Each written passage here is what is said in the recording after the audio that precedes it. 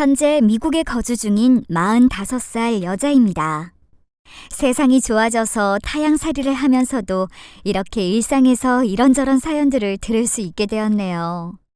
네, 저는 유튜브 사연 채널 찐 애청자입니다.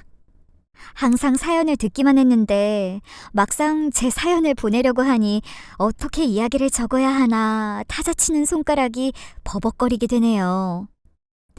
지금 이곳은 이른 저녁입니다. 창밖으로는 이제 서서히 노을이 지네요. 오늘같이 노을이 붉게 질 때면 왜 이렇게 저희 시아버지 생각이 나는지 모르겠어요. 제가 이렇게 사연을 보내게 된 이유도 저희 시아버지 이야기를 들려드리고자 적게 되었습니다. 저는 6년 전 결혼을 했어요.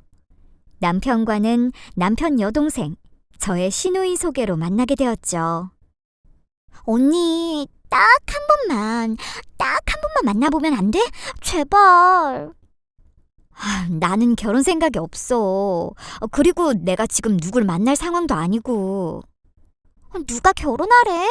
그냥 가볍게 딱 한 번만 만나봐라, 어?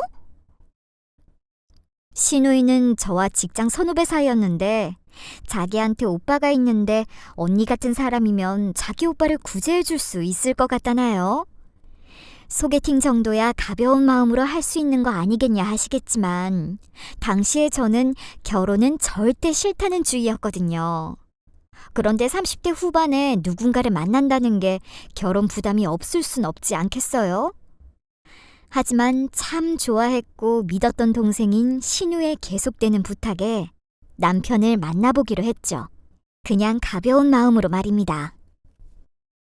안녕하세요. 김성환입니다.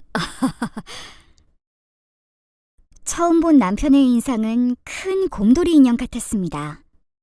얼마나 긴장을 하고 나온 건지 손에 손수건을 쥔 채 땀을 뻘뻘 흘리고 있었죠. 제가 미정이한테 한참을 졸랐거든요. 이렇게 나와주셔서 감사합니다. 남편은 시누이의 결혼식에 참석한 저를 보고 한눈에 반했었고 그 뒤로 6개월 넘게 동생한테 저를 소개해줄 수 없겠냐고 졸랐었다더군요. 그 말을 하면서 땀을 뻘뻘 흘리며 주절주절하는 남편의 모습이 참 순수해 보였습니다. 남편의 적극적인 구애로 저희는 연인 사이로 발전했어요. 신부님 나오십니다. 이상하지? 어때? 와, 공주가 따로 없네, 공주가. 진짜 이쁘다. 야, 어때? 내 마누라 진짜 이쁘지? 그래, 오빠 마누라 진짜 이쁘네. 네, 저와 남편은 결혼을 하게 되었죠. 결혼 전에도 친자매처럼 사이가 좋았던 터라 신우는 저희 결혼 준비를 같이 도왔어요. 시아버님도 참 좋은 분이셨죠. 제가 결혼을 결심하게 된 이유에는 저희 시아버지도 있었어요. 참 자상하고 좋은 분이셨죠. 저는 성인이 된 이후로 친정 아버지와 정을 끊은 상태였어요. 이 개집에는 지아비가 들어왔는데 처자고 앉아있어? 안 일어나! 죄송해요, 아빠. 잘못했어요. 제 어린 시절은 울었던 기억으로만 가득했죠. 얼굴이며 몸에는 늘 멍자국이 가득했었어요. 친정엄마는 무능력하고 폭력적인 아버지를 피해 제가 어렸을 때 집을 나갔다고 해요. 저는 아버지와 단 둘이서 살았는데 지금으로 치면 아동학대였네요. 아버지는 툭 하면 폭력에 집에는 이따금 들어오곤 했죠. 도박에 이 여자 저 여자를 집에 끌고 들어오시는 경우도 많았습니다. 성인이 되기만을 바라던 저는 성인이 되자마자 친정아버지와 연을 끊었어요. 윤영아, 아가. 그에 비해 저희 시아버지는 정말 점잖고 좋은 분이셨어요. 저와 남편이 결혼한 후에도 항상 다정한 소리로 아가, 윤영아 저를 불러주시곤 하셨죠. 말씀뿐만이 아니라 정말 저를 많이 생각해 주셨어요. 정말 아버지처럼 말입니다. 생일이면 생일이라고 미역국도 챙겨주시고 이따금 저와 신우한테 선물도 주셨죠. 꼭 딸아이들한테 선물을 주는 아버지처럼 말이에요. 너희가 맛있다고 하지 않았냐? 너희 생각나서 사봤다 이러시면서 말입니다. 어머, 따님들이랑 참 사이가 좋으시네. 그래 보여요? 저희 새언니예요. 그렇죠. 우리 딸들이 참 예쁘죠? 참네, 아들내미는 어디 서러워 살겠어요. 가족끼리 외식을 나가거나 외출을 할 때면 사람들이 딸들이냐고 물을 만큼 참 사이가 좋았습니다. 지금은 하늘에 있는 저희 아이지만 제가 아이를 임신했을 때에도 정말 많이 챙겨주셨죠. 임신 당시에 왜 그렇게 과일이며 군것질거리가 먹고 싶었던지 항상 주전부리를 입에 달고 살았어요. 온 가족이 알 만큼 말입니다. 어머, 자기야, 아버님이 또 이거 두고 가셨어. 아버지가? 아이고, 우리 아버지 며느리 사랑 어디 가나? 그러니까 매번 이렇게 죄송해서 어떡해? 자기가 맛있게 먹어주는 게 아버지 행복이야. 그냥 맛있게만 드셔.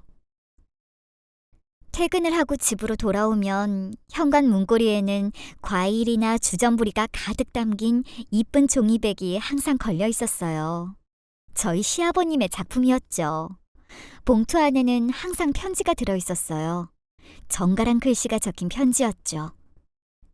윤영아, 임신 중에는 이것저것 먹고 싶은 게 많아진다더라. 미정이도 임신 중에 주전부리를 참 많이 찾았거든. 그래서 우리 윤영이도 그럴 것 같아서 아빠가 몇 가지 사보았다. 운동 삼아 나온 길에 두고 가는 거니 행여나 걱정 말고 우리 며느리 맛있게 먹어라. 하지만 큰 불행을 주려고 그렇게 저를 행복하게 했던 건지 소중하게 찾아온 아이를 안아보지도 못하고 뱃속에서 떠나보내야 했어요. 윤영아, 이제 그만하자. 자기도 힘들고 나는 당신 힘들어하는 모습 보는 게 너무 슬퍼. 오빠, 내가 부족해서 그런가 봐. 아니야, 왜 그렇게 생각해? 그런 생각하지 마. 우리 둘이 잘 살아가면 되잖아. 당신 하고 싶었던 일도 다시 하고 나는 당신이 행복했으면 좋겠어. 아이를 떠나보낸 그 후로 다시는 임신이 되지 않았고 결국 저희 부부는 아이 없는 삶을 살게 되었습니다. 저는 임신과 동시에 휴직계를 내었던 직장에 다시 복직을 하고 일상을 보내게 되었죠. 바쁘게 움직이는 생활을 하다 보니 상처가 서서히 아물어 가더군요. 온 가족이 저를 위해서 마음을 많이도 써준 게 가장 크다고 생각이 드네요. 그 외에도 아버님은 참 살뜰히 저를 챙겨주셨죠. 주말이면 온 가족이 모여 함께 나들이도 가고 식사도 했습니다. 그럴 때면 저희 시아버님은 제가 좋아하는 곳, 맛있어 했던 곳을 한 번씩은 꼭 다시 가자고 하셨죠. 모든 게 다 너무 행복했어요. 다정한 남편과 시아버지, 그리고 친자매 같은 시누이까지 말입니다. 여보, 내가 행복하면 안 되는 사람인가 봐. 나 때문에 아버지 저렇게 되신 것 같아. 정말 제가 행복하면 안 되는 사람이었던 걸까요? 아이를 잃은 상처가 아물어 갈 때쯤 또 다른 불행이 저를 찾아왔습니다. 그렇게 운동도 열심히 하시고 취미 생활도 열심히 하시던 저희 시아버지가 어느 날 뇌질환으로 갑작스레 쓰러지셨죠. 뇌질환이 정말 무서운 게 급속도로 병세가 악화돼요. 어느 순간부터 띄엄띄엄 말을 하실 수 있을 정도였고, 대소변은 당연히 기저귀를 이용해야 했죠. 식사도 다른 사람의 도움이 필요했고 말이에요. 간병인이 옆에 붙어 있어야 생활이 되실 정도로 상태가 급격히 안 좋아지셨습니다. 신우는 서울에서 경기도로 발령이 난 상태라 오고 가는 게 불편한 상황이었죠. 저 또한 회사를 다니고 남편은 공장을 운영하느라 결국 간병인을 고용할 수밖에 없었어요. 하지만 그마저도 얼마 가지 못했습니다. 주말이면 제가 음식을 바리바리 해서 항상 아버님 댁에 가져다 두었어요. 그걸로 간병인 분께 아버님 식사를 부탁드렸습니다. 그런데 어느 순간부터 반찬이 급격히 줄길래 저는 아버님 식사량이 느신 줄 알고 기쁜 마음에 더 많이 음식을 해다 두었죠. 그런데 웬걸 알고 보니 간병인이 아버님께는 반찬 한두 가지로만 챙겨드리고 나머지는 다 본인이 가져갔더라고요.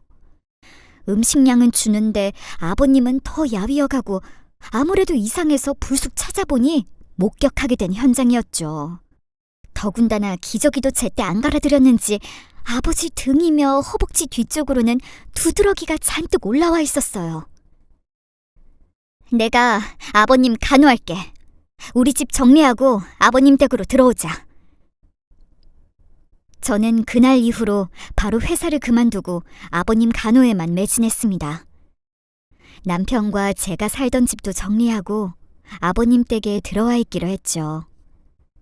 나한테 아버지 같은 분이 그런 일을 겪었다는 게 너무 괴로웠거든요. 긴 병에 효자 없다고 시간이 흐를수록 저도 지치긴 하더라고요. 하지만 마음은 편했습니다. 내 부모 내가 모셔야지 남의 손에는 두 번 다시 맡기고 싶지 않았죠. 아버지, 이거 좀 드셔봐요. 아버지, 여기 손가락으로 선 따라서 그려볼까요? 생각해보면 저는 연애 시절 외에는 저희 시아버지한테 아버지 또는 아빠라고 불렀었네요. 말만 그런 게 아니라 정말 그분은 저한테 친아버지나 다름없는 분이었습니다. 뭐라도 하면 나아지시겠지라는 마음에 참 부단히도 노력을 했습니다. 아가, 고마워. 아빠가 미안해. 아이고, 아버지. 미안하시면 얼른 일어나시면 안 돼요. 아셨죠? 그런 제 마음을 알아주셨는지 항상 아버지는 고맙다고 미안하다는 말씀을 잊지 않으셨어요. 말씀도 잘 못하시고 시선도 겨우 맞추는 아버지한테 책도 읽어드리고 손을 자주 쓰시면 좀 더 나아진다는 말에 하루에 1시간씩은 꼭 선을 따라 그림을 그리기도 하고 온갖 방법은 다 동원했었네요. 호전이 되지는 않았지만 그래도 증상이 악화되는 건 더디게 만들어주는 것 같아 꾸준히 했습니다.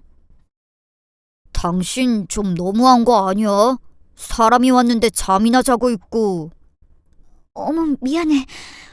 잠깐 눈 붙인다는 게 잠이 들었네. 저녁은 먹었어요? 됐어. 어차피 들어와봤자 아버지 해드리고 남은 거 먹는데. 밖에서 먹고 왔어. 아니, 내가 일부러 그런 것도 아니고 당신 말하는 게 좀 별로다. 2마리 토끼를 잡는다는 건 정말 너무나 어려운 일이더군요. 아버님 간병을 하면서 남편을 챙긴다는 건 너무 어려운 일이었고 어느 순간부터 남편은 불만이 많아지기 시작했습니다. 저 역시 그런 남편의 태도에 서운함이 늘어갔죠. 남편은 밖에서 일을 하고 저는 집에서 간호를 하니 대화를 나눌 수 있는 시간도 점차 줄어갔거든요. 얘 어때? 이번에 격리 새로 뽑아야 하는데. 괜찮네. 얼굴도 선해 보이고 경력도 많고. 당신 회사 직원이니까 당신 선택이 가장 중요하지. 그러던 중 남편의 회사에 격리를 새로 뽑아야 했어요. 하루는 남편이 이력서 몇 장을 보여주며 제가 보기에 누가 괜찮은 것 같냐고 물어보았죠. 저는 선한 인상을 가진 27살의 아가씨가 괜찮다고 했어요. 잦은 이직이 좀 걸리긴 했지만 그래도 경력이 꽤 많더라고요.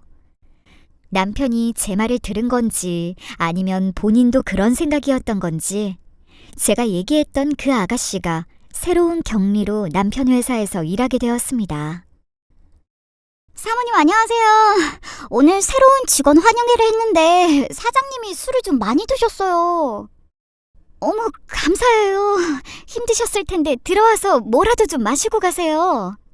아니요. 저희는 괜찮습니다. 새로운 직원 환영회를 했는지 남편은 술에 잔뜩 취해 직원들에게 엎혀왔습니다. 수연씨, 인사드려. 사모님이셔. 잘 보여야 돼. 실세셔, 실세. 아이고, 농담도. 안녕하세요. 저희 남편 일 잘 부탁드려요. 안녕하세요. 이수연이라고 합니다. 남자들 사이를 비집고 나와 제게 인사를 건네는 그 여직원은 참 이뻤습니다. 나이가 무기인지 피부도 반들반들하고 얼굴도 하얗고 참 이뻐 보이더군요. 나긋나긋한 목소리로 인사를 건네는데 같은 여자가 봐도 눈길이 가는 그런 여자였습니다. 그때는 몰랐어요. 그 나긋나긋한 목소리가 저를 끔찍이도 괴롭히게 되리라고는 말입니다. 남편은 새 직원이 들어온 이후로 회식을 자주 했던 것 같아요. 공장 매출이 올랐네, 오늘은 어느 직원 생일이 있네 등 여러 가지 이유로 말입니다. 어느 날 주말 아침이었어요. 여느 때와 다름없이 아침 일찍 아버지 기저귀 갈아드리고 있었습니다. 여보, 심윤영! 남편의 목소리였어요. 숙취가 가득한 목소리로 저를 찾더군요. 나 아버님 방에 있어. 이리로 와요. 아버님 기저귀를 갈고 있던 터라 제가 밖으로 나갈 수가 없었거든요. 그래서 남편 보고 제가 있는 쪽으로 오라고 했죠. 아우, 냄새! 남편은 방문을 열고 들어오자마자 헛구역질을 해대며 난리를 쳤습니다. 방에서 냄새가 진동을 한다고 말이에요. 그러더니 곧장 화장실로 달려가 속을 개워내고 오더라고요. 아니, 어디 모르는 사람도 아니고 자기 아버지 상황이 좋지 않아서 불쾌한 냄새가 나고 하는 건데 아버님도 옆에서 뻔히 듣고 있는데 말이죠. 그걸 가지고 난리를 치니 저도 좀 화가 나더군요. 그 인간 아주 꼴이 가관이었어요. 사진이라도 찍어둘 걸 아쉽네요. 문에서 떨어져 서서는 양쪽 콧구멍에 휴지를 한가득 끼워놓고서 있었습니다. 러닝의 팬티바람으로 말이죠. 그러고는 저한테 고래고래 소리를 지르더라고요. 아니, 당신은 나 술 마신 거 뻔히 알면서 그 방으로 들어오라고 해? 아우씨, 가뜩이나 속도 안 좋아 죽겠는데. 그리고 방에서 그렇게 똥구린내가 나면 좀 환기도 시키고 하든가. 아이씨, 진짜. 창문 열려 있어. 당신이 오두방정 떠느라 못 봤나 보지. 그리고 당신은 아버님 앞에서 어떻게 그렇게 말을 해? 정말 철없다, 철없어. 야! 철이 없는 게 아니라 똥꾸린내 나는 방으로 들어오라고 한 당신이 잘못한 거지. 그리고 남편이 술 먹고 들어온 거 알면 알아서 북엇국이라도 좀 끓여 놓든가. 어떻게 집구석에 먹을 게 하나 없어? 아유, 진짜 너무 싫다, 싫어. 저 인간이 술이 덜 깨서 저렇게 개소리를 하는 건지 아주 아침부터 미친 소리를 짓거리더라고요. 말 같지도 않은 소리를 참 말같이 잘도 하더군요. 그래요. 술 먹고 다음날 속 안 좋으면 예민한 거 저도 알죠. 그렇지만 일단 뭐가 됐든 자기 아버님이 편찮으셔서 누워 계신데, 심지어 아버님 기저귀에서 어쩔 수 없이 나오는 악취인데 그걸 가지고 저렇게 난리칠 일인가요? 너무 화가 났습니다. 뭐? 싫어? 당신, 내가 요 며칠 계속 참고 넘어갔는데 나야말로 당신한테 물어보고 싶다. 아버지가 편찮으셔서 누워 계신 건데 그렇게 허구한 날, 술 퍼먹고 늦게 들어와서 고래고래 술주정이나 해대고 그러고 싶어? 그리고 아버님 다 들으셔. 그런데 그렇게 얘기하고 싶니? 제가 하는 말 하나 틀린 거 없었습니다. 그걸 자기도 아는지 아무 말도 못하고 씩씩거리기만 하더군요. 그리고 좀 잘 찾아보고 징징거리던가. 냉장고는 열어봤니? 더워서 국 상할까봐 냉장고에 넣어뒀고, 심지어 내가 당신 난리칠까봐 메모지에 적어서 냉장고 문 앞에 붙여놨어. 자기가 똑바로 안 보고 지금 누구한테 큰 소리니? 남편은 제 말을 듣고는 부엌으로 가서 혼자 구시렁거리며 국을 꺼내 잘도 퍼먹더군요. 아니, 이렇게 붙여놓으면 내가 아냐고. 말을 해주던가. 사람 이상하게 만들고 있어. 그 인간 국을 다 먹고도 한참을 퍼질러 자고도 저나 아버님한테 사과 한마디 안 했습니다. 그런데 가면 갈수록 남편이 이상해지더라고요. 흔히들 여자의 직감은 무시할 수 없다고들 하죠. 그 곰 같은 인간이 어느 순간부터 핸드폰에 잠금 설정을 해두지 않나, 핸드폰을 보고 혼자 배시시 웃질 않나, 아무튼 뭔가 굉장히 수상했습니다. 수연 씨 말이야, 아주 일을 잘해. 내가 보는 눈이 있다니까. 아니, 수연 씨가 오늘 회사에서 제 직감에 결정적인 확신을 준 건 집에 와서 한 번도 회사 직원들이나 회사에서 있었던 일들을 얘기하지 않던 남편이 어느 순간부터 그 격리 직원 얘기를 자주 하기 시작했거든요. 그 인간이 곰 같은 인간이라 다 티가 납니다.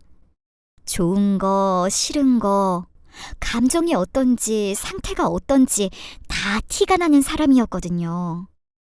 하지만 언제까지 의심을 할 수는 없는 거고, 저는 제 감을 확인하러 남편 회사에 찾아갔습니다. 마침 신우가 그 일이 있기 한 달 전부터 회사에 휴직기를 내고 있던 상태였기에 신우한테 아버님을 맡기고 찾아갔죠. 남편의 공장 사무실 앞, 1층에 있는 직원분들에게 사온 음료를 한 병씩 건네주고 사무실로 올라갔습니다. 그런데 사무실 안에서 하하호호 웃음소리가 들리더군요. 한 사람은 남편인 건 알겠는데 다른 한 사람은 누구인지, 혹시 거래처 사람과 대화 중일까 창 너머로 들여다봤습니다. 세상에, 그 격리 직원과 남편이 찰싹 붙어서는 뭐가 좋은지 하하호호 웃고 있더군요. 밑에 직원들이 있는 걸 알면서도 말이죠. 대화 내용도 참 재밌더군요. 수연아, 오늘 뭐 먹고 싶어? 수연이 먹고 싶은 메뉴로 점심 먹으러 가게. 사장님, 회사에서 제 이름 그렇게 부르시면 어떡해요. 창 너머로 그 두 인간들의 모습을 카메라로 찍어뒀습니다. 필요 없게 되면 지우면 되니까요. 하지만 혹시 필요한 상황이 온다면 저한테는 중요한 자료가 될 테니 말입니다. 오버하는 거 아니냐고 하시는 분들도 있겠지만 제가 듣기엔 확신하기에는 애매했고, 그렇다고 모른 척 넘어가기엔 찝찝한 대화였거든요. 문을 벌컥 열고 들어갔습니다. 뭐가 그렇게 재밌어요들? 저도 알려줘요. 제가 문을 열고 들어서자 남편은 꽤 당황한 눈치더군요. 반면에 그 경리라는 여자는 아주 여유가 흘러넘쳤습니다. 사모님 안녕하세요. 또 뵙네요. 당신이 갑자기 웬일이야? 무슨 일이 있어? 전화라도 하고 오지. 아니 그냥 아가씨가 아버님한테 있는다고 오랜만에 당신이랑 외식이라도 하고 오라고 해서 점심이나 같이 먹자. 제가 아무것도 모르는 척 얘기를 하니 다시 기세등등한 태도를 보이더라고요. 뻔뻔하게 말이죠. 남편은 되려 저에게 큰 소리를 치며 면박을 줬습니다. 당신은 미리 연락을 하고 오든가. 내가 거래처 사장님이랑 얘기라도 하고 있었어 봐. 당신이 이렇게 갑자기 들어오면 내가 뭐가 되냐고. 사회생활 안 해본 것도 아니고. 당신 감 잃었어? 아주 면박이라는 면박은 다 주더라고요. 그 와중에 저는 그 격리 직원이 참 거슬렸습니다. 보통 그렇게 대화를 하고 있으면 눈치껏 자리를 피해주던가 해야 하는데 남편 옆에 그대로 서서는 피식피식 웃더라고요. 그러게 내가 센스가 없었네. 수연 씨, 재밌어요? 그래도 이럴 때는 눈치껏 나가주는 게 맞는 건데. 당신 직원들한테 언제부터 이렇게 너그러웠어? 나는 처음 보네. 수연 씨, 저 지금 자리 피해달라고 말하는 거예요. 나가주실래요? 그 여자 제 말에 얼굴이 울그락불그락해지더니 남편을 쳐다보더라고요. 그런데 제 앞에서 그 사람이 뭘 할 수 있겠어요? 눈도 못 마주치고 나가보라고 하더군요. 그제야 그 여우 같은 년은 쿵쿵거리며 사무실을 나섰죠. 말도 없이 찾아와서 미안해. 내가 그건 실수했네. 그런데 당신도 처신을 좀 똑바로 해야겠다. 또 뭐가? 수연 씨 말야. 남들이 보면 오해하겠어. 당신 직원들 눈도 있는데. 전국을 찌르는 제 말에 남편은 사회초년생인 직원이니 좀 편하게 대해준 거라며 둘러대더군요. 저는 조심하라는 말을 남긴 채 집으로 돌아왔습니다. 수연 씨, 여자가 그렇게 너무 웃고 다니면 오해해. 아직 세상이 여자한테는 좀 각박하잖아. 동생 같아서 오해는 하지 마요. 공장을 나가면서 그 여우 같은 여자한테 한마디 얹어주고 말이죠. 이거 어떻게 보여? 어머, 뭐야? 이거 미친 거 아니야? 저는 신우에게 제가 찍은 사진을 보여줬습니다. 신우 눈에 어떻게 보이는지 말이에요. 신우는 이것들 미친 거 아니냐며 언니는 이 꼴을 보고도 그냥 왔냐고 자기가 더 노발대발이었죠. 언니, 내가 진짜 미안해. 김성환 이거 미친놈이네. 아니야, 일단은 지켜보게. 언니, 만약에 그러면 나는 무조건 언니 편이야. 오빠고 뭐고 그렇게 행동하는 거는 아니지. 신우는 저에게 언제든 얘기하라며 예의주시하라고 신신당부하고는 돌아갔어요. 저도 그 뒤로는 의심을 거둘 수가 없었죠. 그래도 꽤 잠잠하더라고요.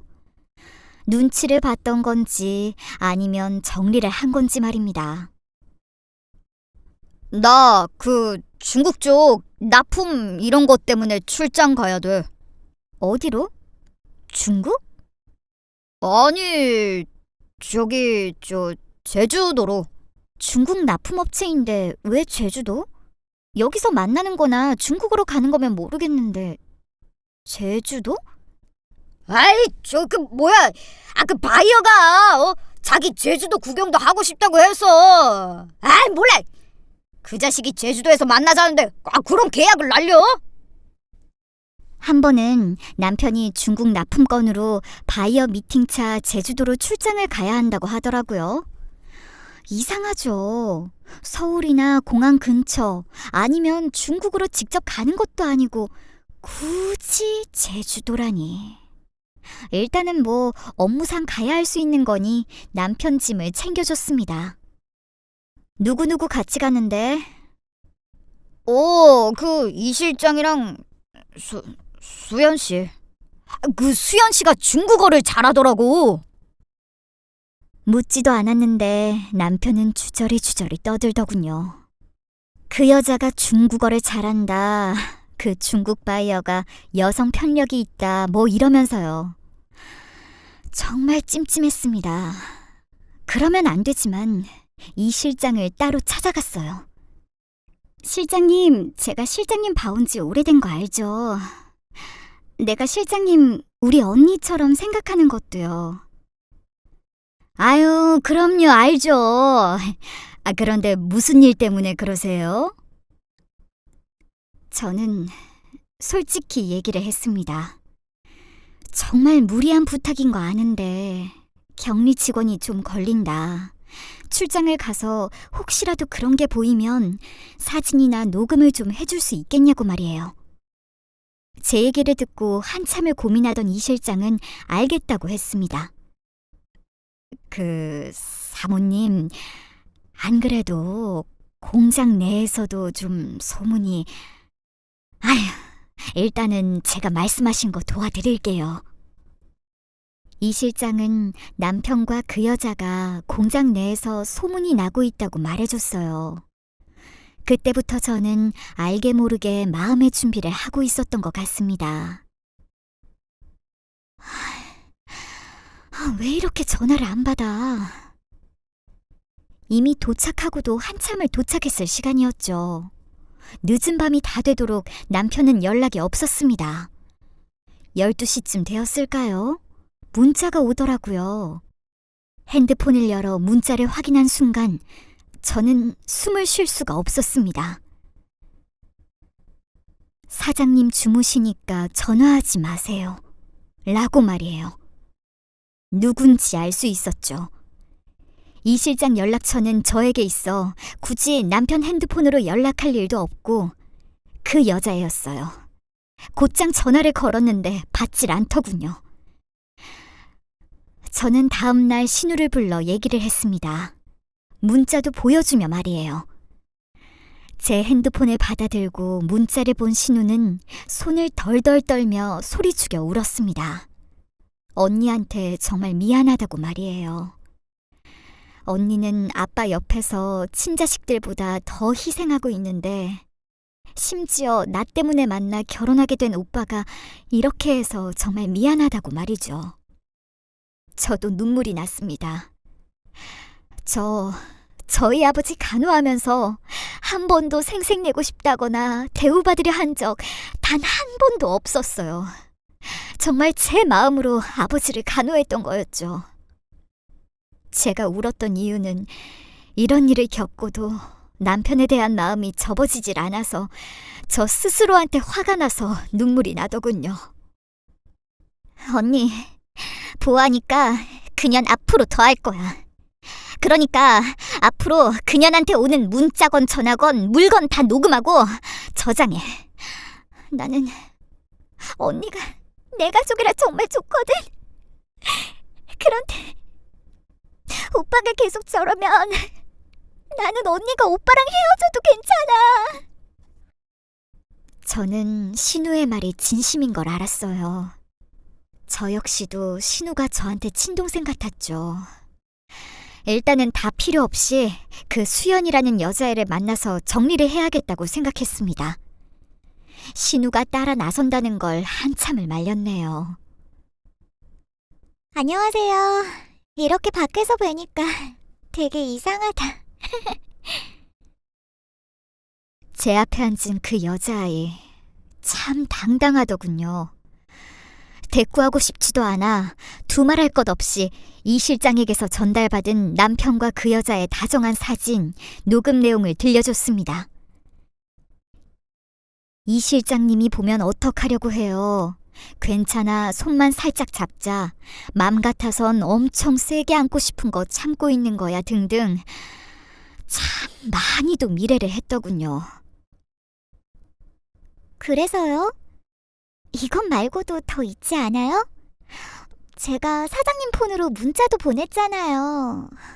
그때도 저랑 같이 잔 건데. 그런데 사모님, 그냥 직접 얘기하시지. 뭐하러 이 실장님한테 그런 것까지 시켜요? 저 알고 있었어요. 이 실장님 사진 찍고 녹음하고 하는 거. 그게 티가 안 날 리가 있나. 얼마나 자신이 없으면 직접 못 물어보시고. 참. 같은 여자로서 좀 짠하네요. 그 여자가 저한테 하는 말 하나하나 마치 칼날처럼 박히더군요. 똑같이 나가줘야지 뭐 어쩌겠습니까. 입을 하도 나불거리길래 식혀두었던, 그때까지도 따뜻하게 김이 나던 커피를 그년 얼굴에 끼얹어 주었죠. 뜨겁긴 했나 봐요. 정신을 못 차리고 허우적거리더군요.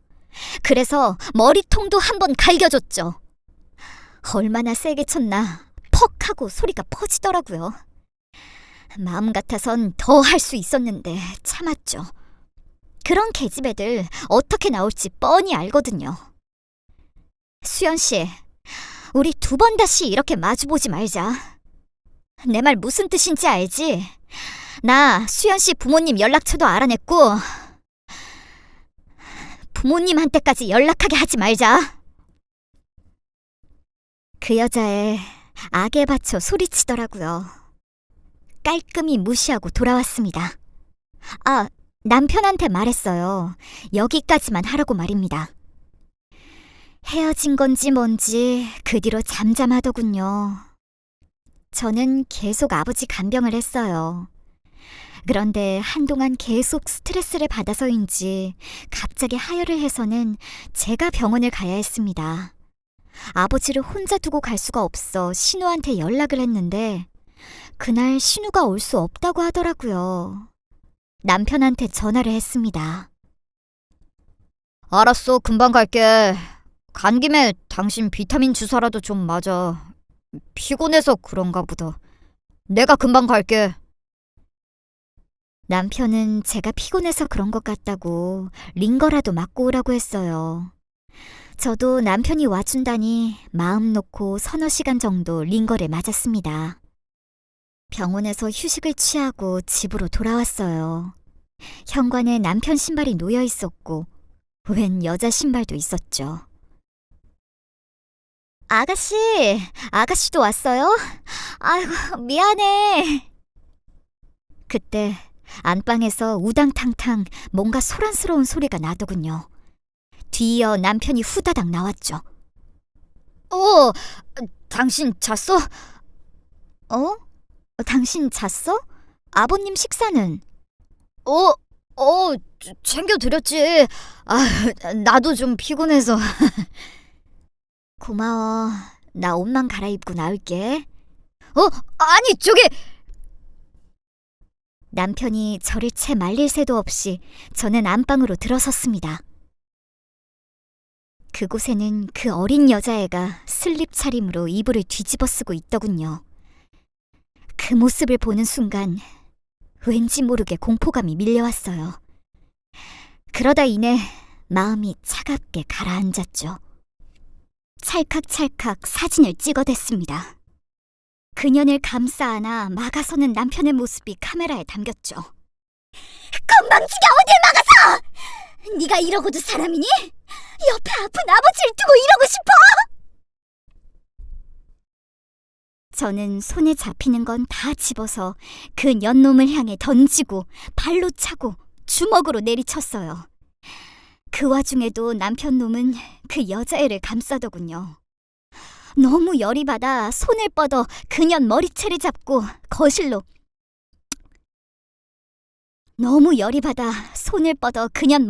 잡아 끌고 거실로 나왔어요. 너, 내가 얘기했지. 네가 선택한 거야. 저는 그년 머리채를 손에 쥔 채 전화를 걸었습니다. 누구긴요. 내 남편과 바람 피운 그 여자 부모한테 걸었죠. 안녕하세요. 수연 씨 어머니 되시죠? 제가 진짜 전화를 할 줄 몰랐는지 그제야 그 여자애 저한테 무릎 꿇고 싹싹 빌더군요. 제발 전화를 끊어달라고 말입니다. 저는 따님 다니는 회사 사장 안사람이에요. 다른 게 아니라 따님이 저희 남편이랑 바람을 펴서요. 따님 교육을 어떻게 시키신 건지 제가 너무 괴롭네요. 사진 보내드릴게요. 전화를 끊는 순간 남편은 제 뺨을 내리쳤습니다. 그 여자애는 엉엉 울고 있었고요. 야, 씨, 너 미쳤어? 네가 이러니까 내가 바람을 피우지. 야, 네 꼴을 봐라. 수연이랑 너랑 한번 비교해 보라고. 아유, 여자가 좀 여자 같은 맛이 있어야지. 네가 잘했으면 내가 바람을 피워? 그때부터 시작이었습니다. 남편은 그년과 대놓고 바람을 피기 시작했죠. 한날은 그년한테 전화가 왔습니다. 사장님, 지금 저희 집에서 출발했으니까 30분쯤 뒤면 도착하실 거예요. 저랑 어제 술 한잔해서 속 쓰릴 테니까 북엇국 좀 끓여주세요. 이러면서 말이죠. 그래서 오늘도 너희 집에서 잤니? 뭐 했니? 다 큰 성인 남녀가 손만 잡고 자겠어요? 저희가 만난 게 얼만데 할 건 다 했죠. 잠자리는 당연한 거 아닌가? 사모님은 꽤 오래되셨나 봐요. 부들부들 떨며 녹음을 했습니다. 그날 밤 돌아온 남편한테 녹취 내용을 들려주며 얘기했어요. 나 아버님 돌아가시기 전까지만 너하고 살 거야. 그러니까 너도 더럽게 놀 거면 조용히 티 안 나게 놀아. 한 번 더 나한테 이딴 전화 오면 내가 니들 간통죄로 엮어서 넣어버릴 테니까. 남편은 다짜고짜 저를 끌고 밖으로 나가더군요. 야, 이씨, 어디서 건방지게 나한테 이래라 저래라야. 내 덕에 잘 먹고 잘 사는 거 고마운 줄도 모르고 누구한테 명령이냐? 너 나한테는 아버지 간병인 정도밖에 안 돼. 간병인은 얼마든지 구할 수 있어. 뭐하러 아버지 돌아가실 때까지 기다리냐? 아유, 그냥 나가!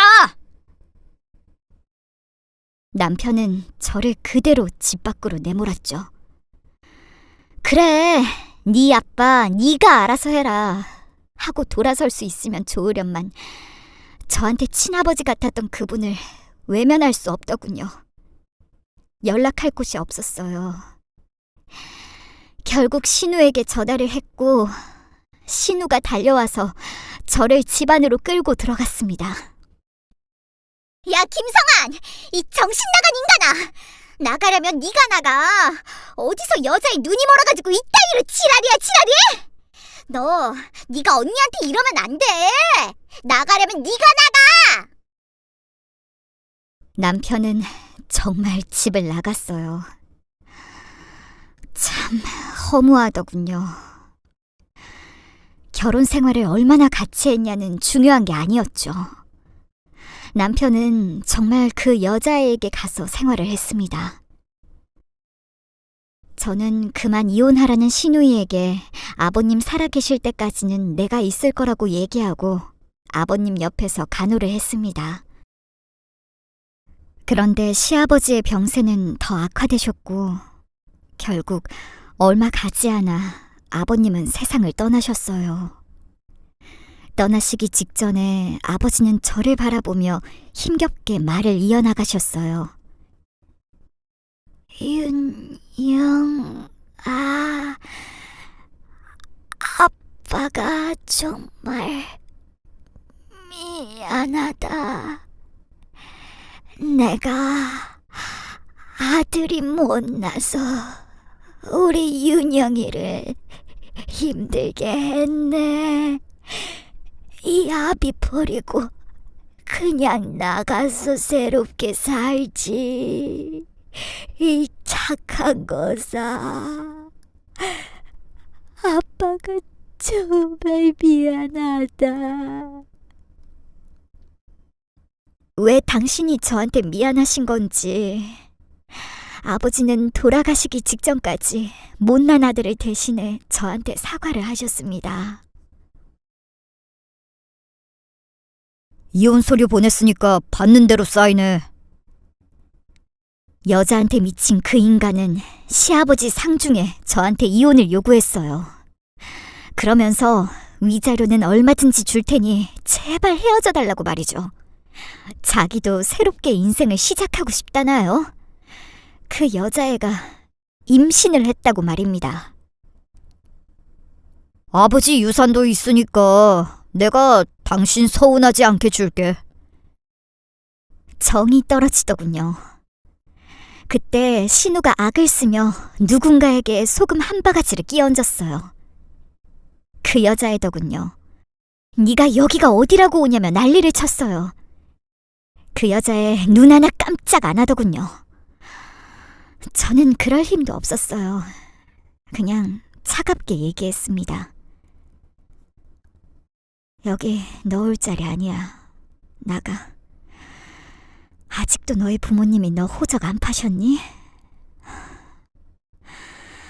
나가. 또 전화하기 전에. 그 여자애 저한테 다가와 귓속말을 했어요. 언니, 돈 때문에 이러는 거죠? 유산 때문에. 자기 친자식한테 주겠지. 언니한테 남겼겠어요? 그래도 그동안 효부인 척 하셨는데 오빠가 꽤 줄 거예요. 그 길로 옆에 있는 그릇을 집어들어 그 여자의 머리통에 부어버렸습니다. 아이고, 미안. 국이 뜨겁네. 아프겠다. 남편과 그 어린 여자애는 난리를 피우더군요. 임신한 여자한테 무슨 짓이냐면서요. 신우는 한술 더 떠 남편 얼굴에 똑같이 육개장을 끼얹었습니다. 둘이 가면서 국물이나 먹어. 야, 김성한, 너 나가. 아빠 망신 그만 시키고. 남편은 정말 그 여자애를 데리고 나가더군요. 미친 거죠, 여자한테. 자기 아버지 장례식을 나가다녀. 그래도 다음날 다시 돌아와 장례는 마저 치르더라고요.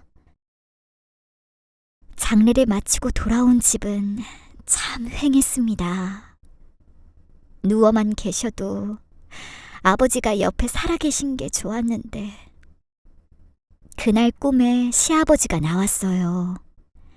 아버지는 꿈에서 제 머리를 한참 쓰다듬어 주시며 제 이름을 그렇게 불러주셨네요. 꿈에서 깨니 베개가 축축하게 젖어 있었죠. 남편은 제게 이혼 소장을 보냈고 저 역시 망설임 없이 서명을 했습니다. 저도 더는 그 사람과 인연을 이어가고 싶지 않았어요.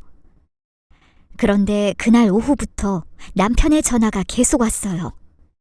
알고 보니 시아버지가 제 앞으로 유산을 다 남기셨대요. 언니, 나 다 알고 있었어. 아빠가 나한테 그렇게 부탁하셨어. 나도 언니가 받는 게 맞다고 생각해. 뭐, 아빠가 나한테도 좀 주셨다. 언니, 나는 언니가 행복했으면 좋겠거든. 대신 나랑은 계속 가족하자. 신우는 다 알고 있었대요. 저 대신 아버지 간병을 하던 날 아버지가 유언장을 쓰셨다네요. 그때 제 앞으로 유산을 다 남겨주신 거고요. 남편은 알거지가 됐죠. 유산 믿고 저한테 그렇게 큰 소리 뻥뻥 쳤는데 말이에요. 심지어 저한테 위자료랍시고 돈을 꽤 줬거든요. 그런데 이걸 어떡하죠? 남편 공장은 저희 시아버지가 운영하시던 거였고 집도 아버님 거였거든요. 어쩐지 전화가 계속 왔었는데 이유가 있었던 거죠. 저는 공장을 팔았어요. 물론 계약 조건은 기존 직원들을 그대로 고용하는 걸로 말입니다. 집도 팔았죠. 짐을 빼던 날 남편이 저를 찾아왔더군요. 정말 거지꼴이었습니다. 여보, 나도 같이 가면 안 될까? 수연이 그 계집애 임신한 것도 거짓말이었대. 나 유산 받는 거 알고 결혼하려고 속인 거였대. 나 진짜 이제 아무도 없어. 미정이도 나랑 연 끊는다고 내 번호 받지도 않아. 윤영아, 나 좀 살려주라. 참 구구절절 많이도 말하더군요. 내가 왜? 당신이 그렇게 사랑하는 그 여자애한테 가. 나는 할 말 없어. 우리 다시 보지 말자. 그래도 아버지 산소에는 꼬박꼬박 가고, 당신 그래도 아버지 아들이잖아. 저는 저 말을 뒤로 하고 곧장 자리를 떴어요. 차 뒤로 보이는 그 인간 넋이 나가서 한참을 서 있던 것 같은데, 뭐 제가 알 필요 있나요? 알아서 살겠죠. 저는 그 길로 비행기에 올라 지금 이곳에 와 있습니다. 저한테 상처만 남아있는 한국에 도저히 있을 자신이 없었어요. 부끄러운 얘기지만 지금 저는 좋은 사람을 만나 사랑을 이어나가고 있습니다. 아버지가 남겨주신 유산으로 작지만 제 이름을 건 가게를 운영하면서 말이죠. 시아버지와 함께 산책할 때 보던 노을이 이곳에도 똑같이 있네요. 그래서 노을을 볼 때면 아버지가 그렇게 생각이 납니다. 다음 주에는 신우 가족이 놀러 오기로 했어요. 신우도 남편 소식은 모른 지 오래라더군요. 자기도 그런 인간 엮이고 싶지 않다고 말입니다. 저는 제 나름대로 행복하고 성실하게 살아가고 있어요.